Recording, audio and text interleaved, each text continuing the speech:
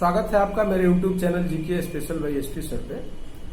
आज इस वीडियो में हम लोग चर्चा करेंगे कि जो झारखंड राज्य नियोजन नीति जो था, जो 2016 में बना था, राज्य का गठन हुआ था 2000 ईस्वी में और नियोजन नीति बना था 2016 में। उस नियोजन नीति के तहत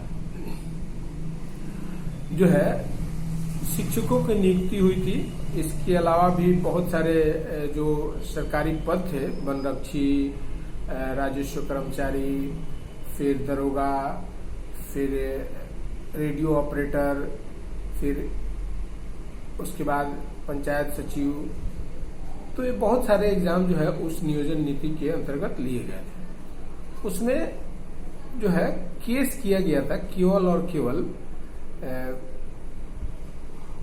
झारखंड हाई स्कूल शिक्षक परीक्षा के अभ्यर्थियों के द्वारा केस किया गया था नियोजन नीति के खिलाफ, जिसमें 13 जिलों को शेड्यूल डिस्ट्रिक्ट बना दिया गया था और वहां के सभी पद स्थानीय लोगों के लिए सुरक्षित कर दिया गया था और बाकी 11 जिला को ओपन कर दिया गया था। ये नियोजन नीति था।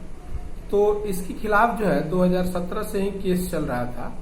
उसका अंतिम निर्णय आया। तो उस अंतिम निर्णय में झारखंड सरकार के नियोजन नीति को जो लार्जर बेंच था झारखंड हाई कोर्ट का, वो गैर संवैधानिक मानते हुए कि 13 जिलों के शिक्षकों की नियुक्ति को रद्द कर दिया गया।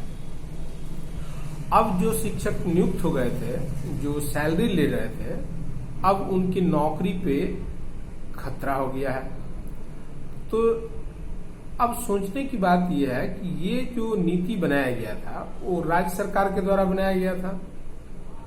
उस नीति के तहत जो है स्टूडेंट तैयारी किए, फॉर्म फिलअप किए, उसका पैसा लगा, फिर एग्जाम दिए, फिर सेलेक्ट हुए, फिर सैलरी भी उठा रहे थे। अब अचानक से उसको बोलेगा कि ये जो है नियोजन नीति गलत है, तो और उनकी नौकरियां जो है रद्द की जाती हैं। तो ये किसके साथ न्याय हुआ और किसके साथ अन्याय हुआ, ये समझ में नहीं आता इस डिसीजन से। सरकार ने कानून बनाया तो सरकार को पनिशमेंट मिलना चाहिए इसका, कि आपने अगर गैर संवैधानिक नीति बनाया तो इसका पनिशमेंट सरकार को मिलना चाहिए था।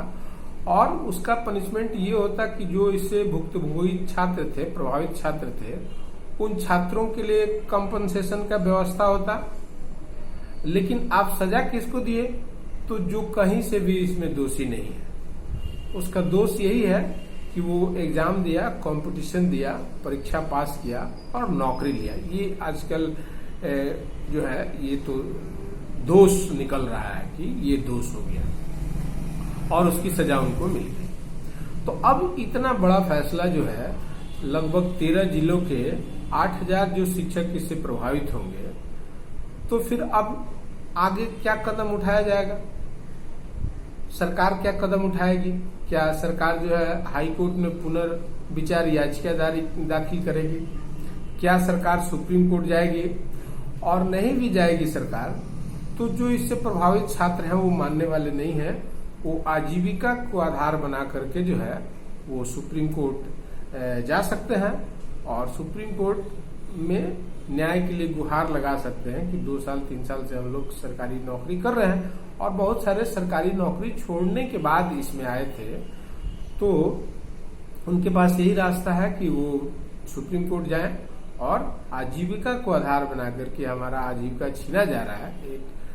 पहले से जो भी लोग थे, ये ऐसे नहीं थे कि बेरोजगार थे, इनको पहले से कुछ नौकरियां में, कुछ लोग नौकरी में थे, वो नौकरी छोड़ करके ये लोग जो है ये शिक्षक बनने आए हैं। तो अब बताइए कि ये कहाँ तक जो है वैध डिसीजन है। अब इसका जो है सजा, मतलब कि गुनाह कोई करे और सजा किसी दूसरे को मिले, इस निर्णय से तो ये पता चलता है। और आगे का रास्ता यही है कि सरकार तो जाएगी कि नहीं जाएगी, लेकिन जो भुक्तभोगी छात्र हैं वो अवश्य जो है सुप्रीम कोर्ट जाएंगे ही। इनमें कोई दो मत नहीं है, कोई रास्ता भी नहीं है। अंतिम न्याय वहीं से मिलना होगा तो मिलेगा। नहीं तो फिर अब देखिए कि जो डिसीजन दिया गया उसमें संपूर्ण प्रक्रिया को रद्द नहीं किया गया पूरे। वैसे 11 जिले जिसमें बाहरी लोगों को नौकरी मिला है उनको सुरक्षित कर दिया गया और झारखंड के लोगों को जिन जिलों में नौकरी मिली है उन्हीं को रद्द किया गया है। तो झारखंडी होना भी इसमें जो है एक गुनाह टाइप का हो गया है, एक अपराध हो गया है कि अगर आप झारखंड के हैं तो ये आप पर गुनाह है, इसलिए आपको नौकरी से बाहर किया जाता है।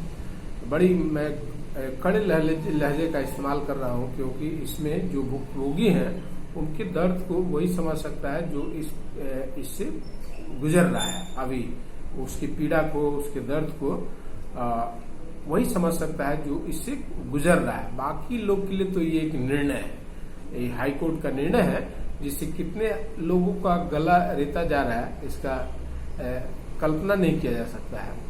और मान लिया जाए अगर उस निर्णय को मान करके सरकार जो है बर्खास्त कर देती है लोगों की, तो 8,000 लोग अभी जो है बेरोजगारी के दौर में क्या इंसाफ हुआ उनके साथ, ये देखा जा सकता है।